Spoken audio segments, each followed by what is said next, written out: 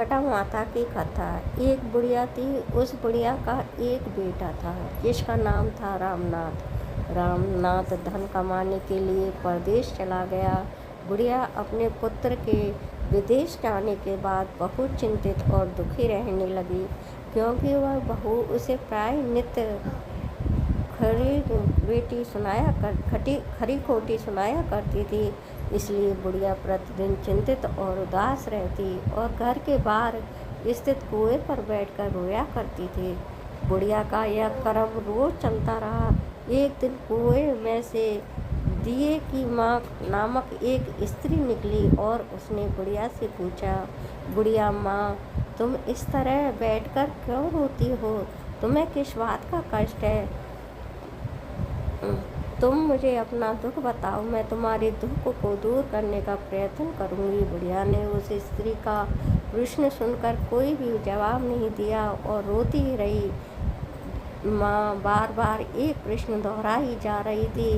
वह बुढ़िया इस बात से उलझा उठी। उस बुढ़िया ने दिए की माँ से कहा, तुम मुझे बार बार ऐसा क्यों पूछ रही हो? क्या सचमुच ही तुम मेरा दुख जानकर उसे दूर कर दोगी? बुढ़िया की बात सुनकर दिए की माँ ने उत्तर दिया, मैं अवश्य ही तुम्हारे कष्टों को दूर करने का प्रयत्न करूंगी। बुढ़िया ने दिए की माँ का ऐसा आश्वासन पाकर कहा, मेरा बेटा कमाने के लिए परदेश चला गया है। इसके पीछे मेरी बहू मुझे बहुत बुरा भला कहती रहती है।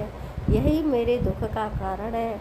बुढ़िया की बात सुनकर दिए की माँ ने कहा, यहाँ के वन में संकटा माता रहती हैं। तुम अपना दुख उनसे सुनाकर कष्ट से छुटकारा पाने के लिए प्रार्थना करो। माँ बहुत दयालु है, दुखियों के प्रति बहुत सहानुभूति रखती हैं। निसंतानों को संतान, निर्धनों को धनवान, निर्बल को बलवान और अभागों को भाग्यवान बनाती है। उनकी कृपा से सौभाग्यवती स्त्रियों का सौभाग्य अचल हो जाता है।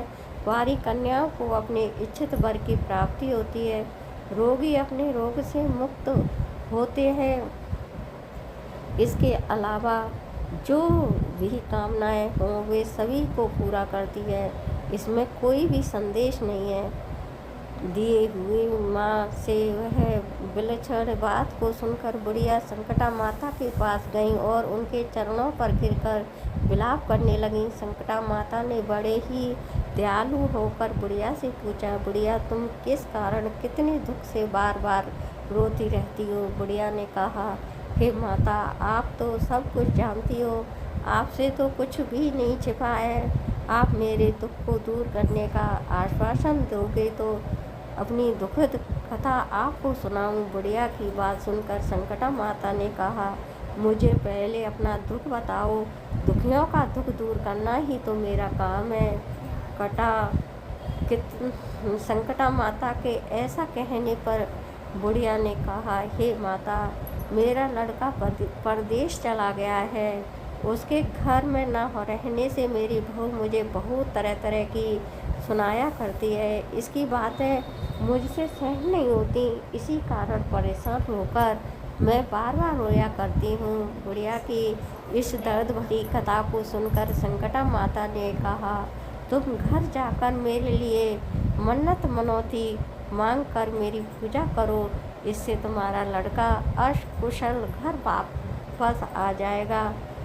मेरी पूजा के दिन सुहागिन स्त्रियों को आमंत्रित कर इन्हें भोजन कराना। ऐसा करने से तुम्हारा लड़का अवश्य ही तुम्हारे पास आ जाएगा। संकटा माता के कहे अनुसार उस बुढ़िया ने मनौती मांगकर पूजा की और सुहागिन स्त्रियों को भोजन के लिए आमंत्रित किया। परंतु विचित्र बात यह हुई, जब बुढ़िया ने स्त्रियों के लिए लड्डू बनाए शुरू किए तो उससे 7 की जगह 8 लड्डू बन गए। इस बात से बुढ़िया बहुत ही असमंजस में पड़ गई। ऐसा होने का क्या कारण है? कहीं मुझसे किसी ने गलती तो नहीं हो रही है, अथवा अपने आप 8 लड्डू बन जाने का कोई अन्य कारण तो नहीं है। उसी समय संकटा माता एक वृद्ध स्त्री के रूप में बुढ़िया बुढ़िया के सामने प्रकट हुई और बुढ़िया से पूछा, क्यों बुढ़िया, आज तुम्हारे यहाँ कोई उत्सव है क्या? यह सुनकर बुढ़िया बोली, आज मैंने संकटा माता की पूजा की है और स्वागिन स्त्रियों को भोजन के लिए आमंत्रित किया। तुमने किसी बुढ़िया को भी आमंत्रित किया है? बुढ़िया कहने लगी, नहीं, मैंने ऐसा कोई नहीं किया, परंतु तुम कौन हो? संकटा माता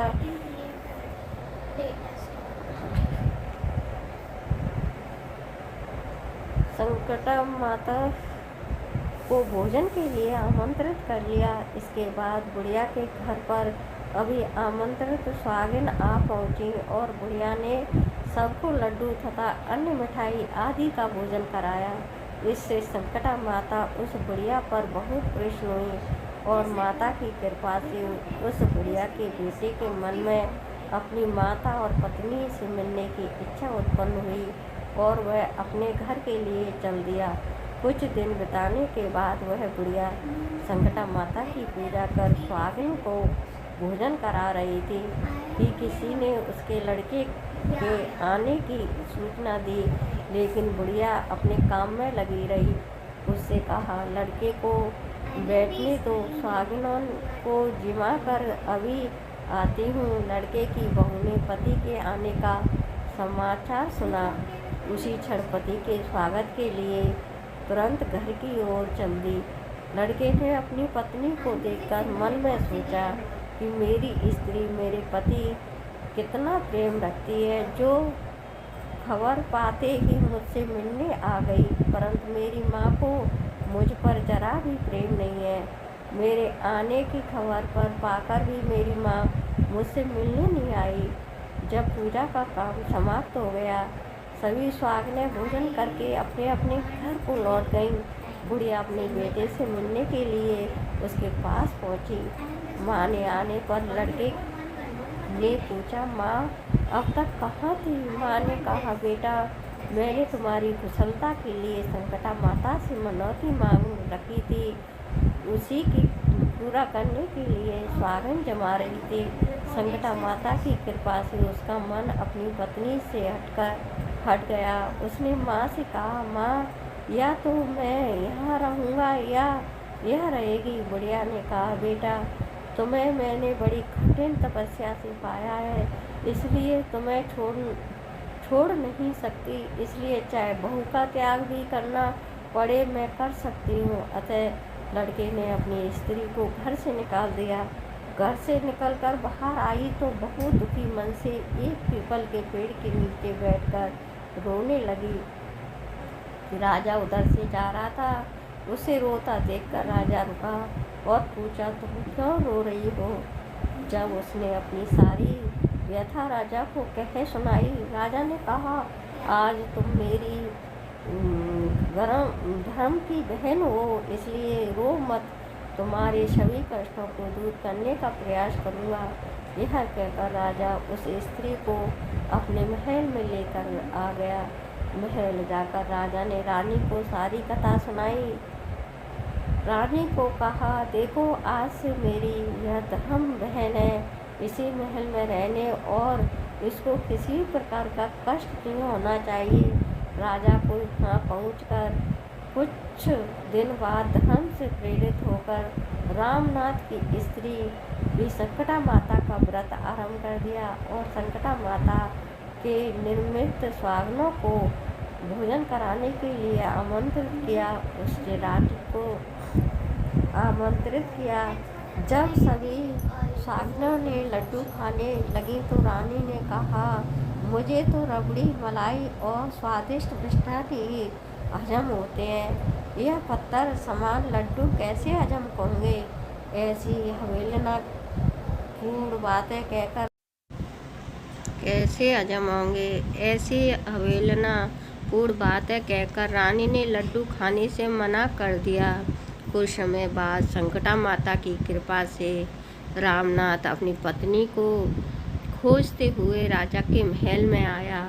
वहाँ आकर इसने अपनी पत्नी को संकटा माता की पूजा करते हुए देखा तो संकटा माता को हाथ जोड़कर प्रणाम किया और अपनी पत्नी से कहा, प्रिय मेरे अपराध को क्षमा करो। पत्नी ने कहा, नाथ, यह सब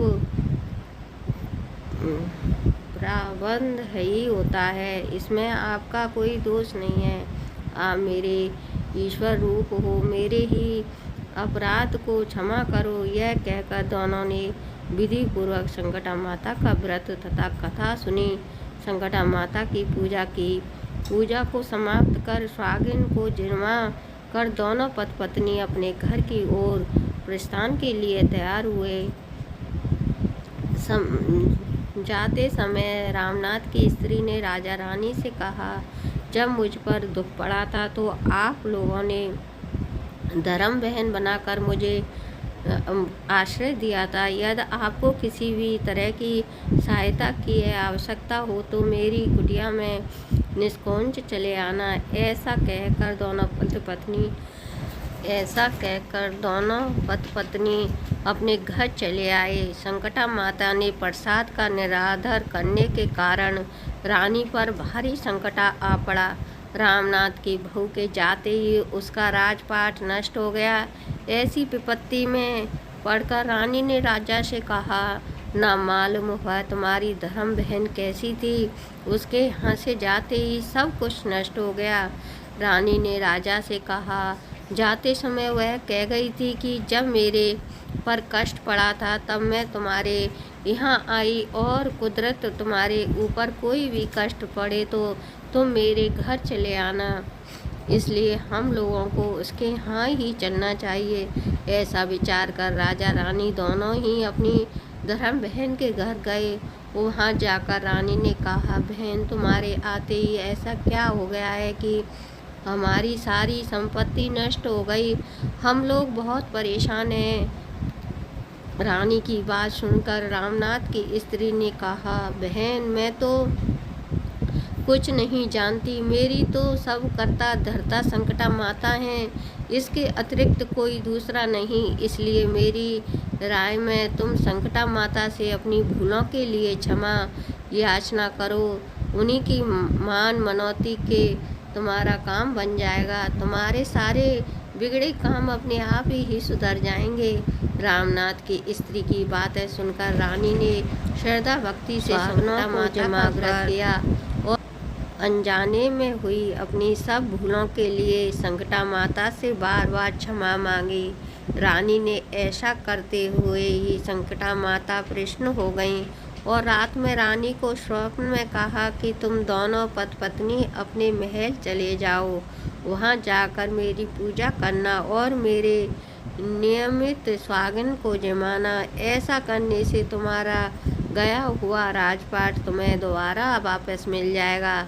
सुबह होते ही रानी ने अपने स्वप्न की बात राजा को बताई। रानी की बात सुनते ही राजा उसी क्षण रानी को साथ लेकर अपने महल की ओर चल दिया।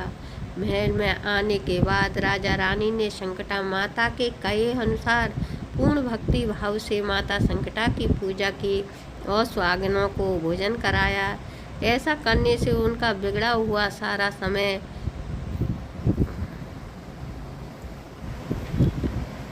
समय मिल गया और वो आराम से राज्य भोगने लगे। जय संकटा माता की।